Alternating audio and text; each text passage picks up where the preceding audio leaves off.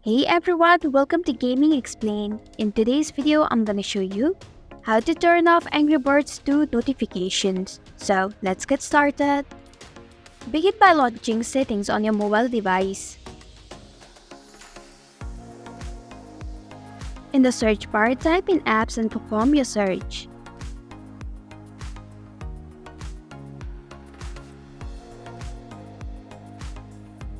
Tap on it.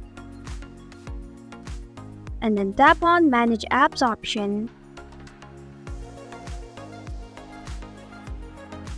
Now scroll down until you find Angry Birds 2 option. Tap on it. And then tap on Notifications option. Now disable Show Notifications option. And that's it. Thanks for watching Gaming Explained. If you like this video, hit the like button and drop a comment with any questions or feedback. If you are new, subscribe and click the bell icon to stay updated on the future videos.